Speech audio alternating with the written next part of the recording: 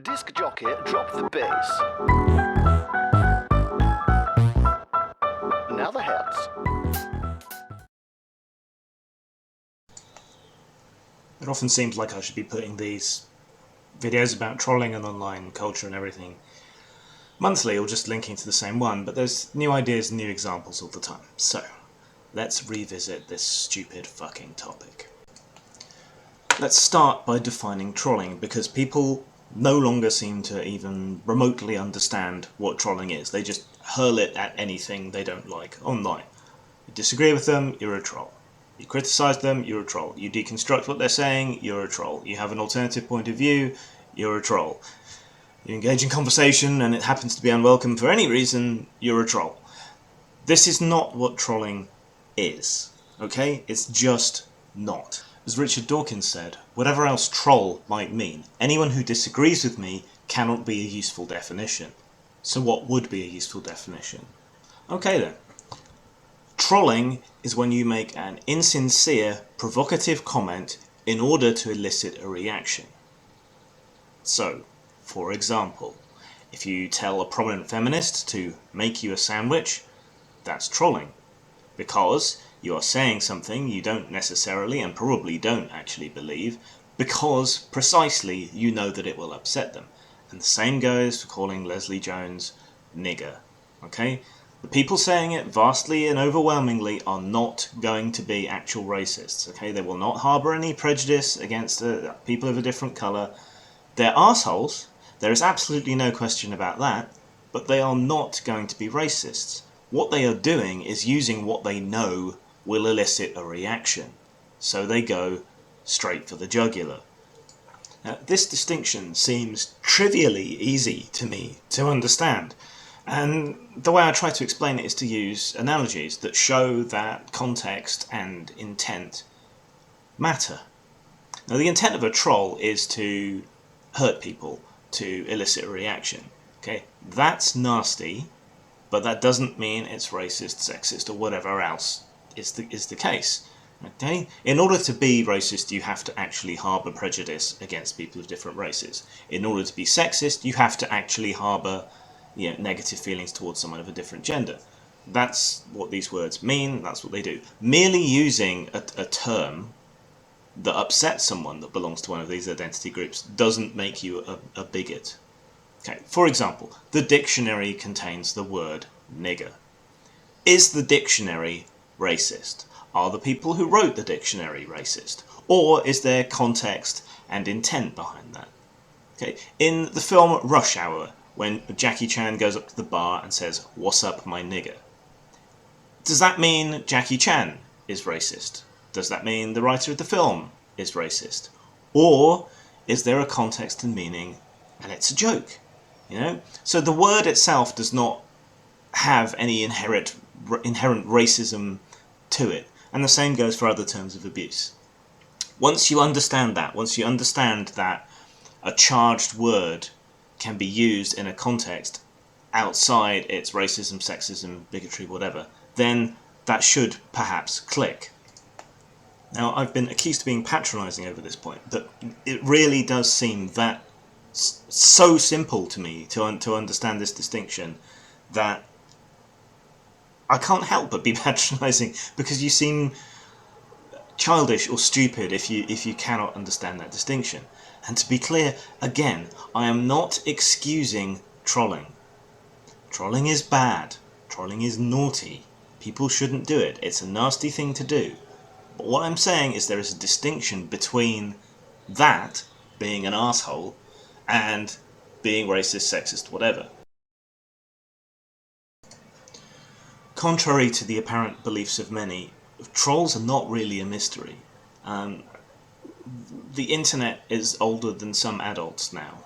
Okay, so if you're between the ages of 10 and 40, you basically have no excuse for not understanding the trolling phenomenon, because you must have run into it at some point. This goes right the way back to Usenet. Why do they do it? For the lulz, to get the reaction, to piss other people off, to get the emotional hit that they get from manipulating other people and making them upset. It's that simple. And like I say, this isn't a secret. You know, various news organisations have tracked down trolls and they have talked to them and they have interviewed them, and this is exactly what they've been told over and over again by enough different trolls and enough different circumstances that there should be no question about it anymore. There's been psychological studies done that say this is why. So why are people reacting differently to it now? Why are people so fucking ignorant of what trolls are? Why do they persist in feeding the trolls? Couple of reasons, I think. When the internet started, when trolling started, there was a high technological and intellectual bar to getting online. You had to have some reasonable smarts, or you had to know someone with some reasonable smarts. You had to be at least slightly technical to get online. You had to be at least slightly intelligent to put it in this patronising fashion. These days, no, any fucker can have it on their mobile phone. Everyone's connected all the time, so there is no longer any bar to entry. Unless you're actually retarded. And then there's the Facebookification of the internet. Here's something where your grandma and everyone operates online, and it's a safe space if you want. It's heavily moderated. It's not an unfiltered, raw, free expression experience. It is internet light. Caffeine free, sugar free, fun free, freedom free. And the same is increasingly true of places like Twitter and so on. I've banged on about this before. The public square is now privately owned.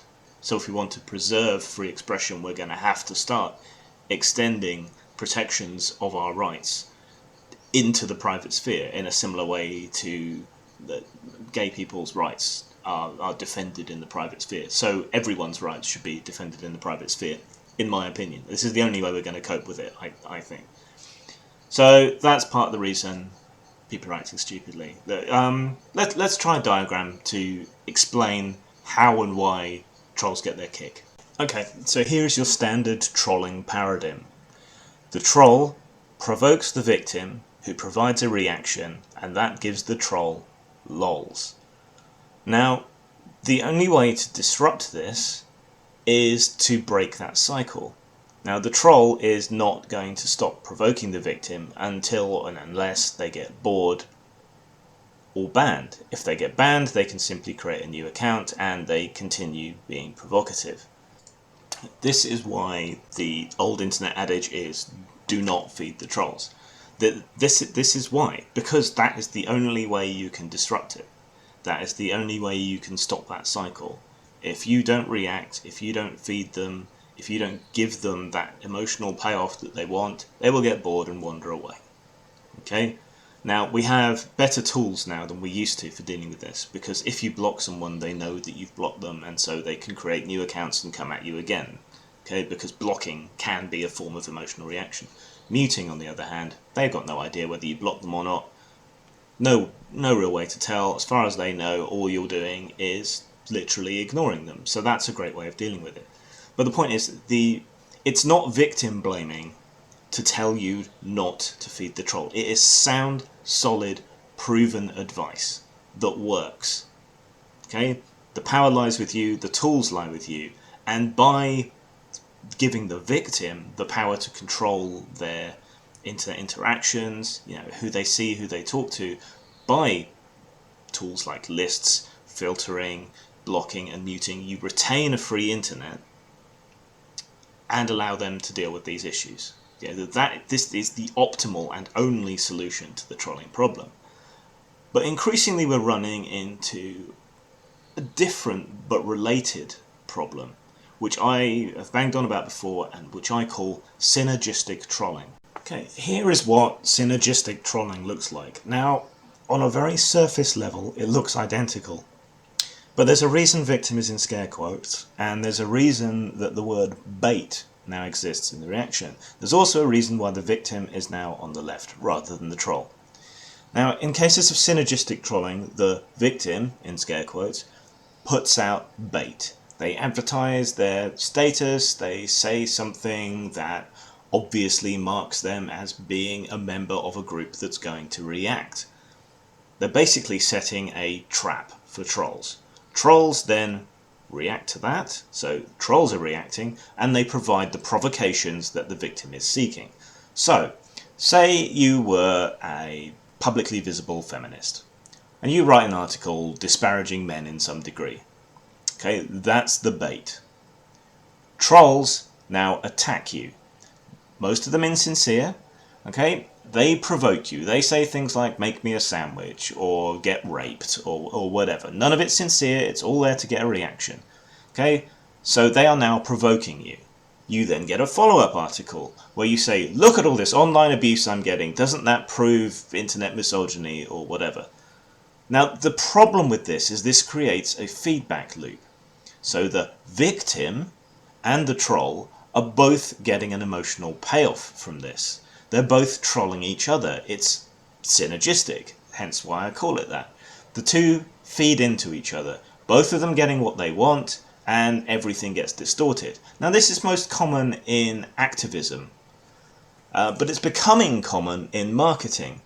In the activist side, you can look at people like Anita Sarkeesian, who deliberately shove their face into a hornet's nest and then wonder why they're getting stung.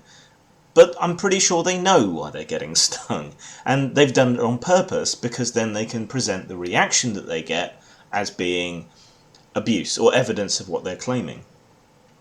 On the marketing side, you can look at Ghostbusters. Now, Rule 63 Ghostbusters was obviously stupid and was always going to get some kind of reaction. They have used that reaction in their marketing. They've gone back and done reshoots to add scenes into the film dealing with that.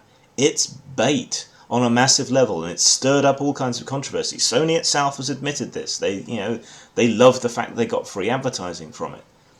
So this is dangerous because it creates this positive feedback loop, and it just keeps going around and around and around. And the victims are not being sincere when they say, look at all this horrible stuff. They're just looking for superficial evidence for what they're claiming, whether it be racism, sexism, or whatever. The trolls are not being sincere because they're just saying things to get the reaction. And what happens in the middle? What happens to the genuine critics? The people with something to say? The people who have debunkings or criticisms or other observations on things that the victim has said. Well, they get conflated with the trolls and they get dismissed, just as criticisms of Ghostbusters were written off as misogyny.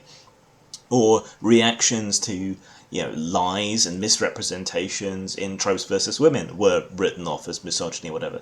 So this new phenomenon, this synergistic trolling, is dangerous. It's dangerous in the field of activism, it's dangerous in terms of marketing, it's dangerous in terms of online culture because it is being used to justify censorship.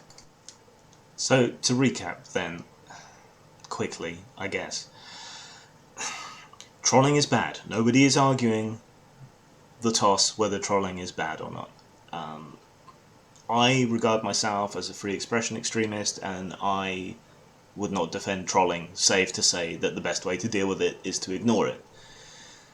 What worries me as a free speech advocate is that trolling is being used as an excuse to clamp down on legitimate expression on these platforms, on criticism which gets conflated with trolling and abuse.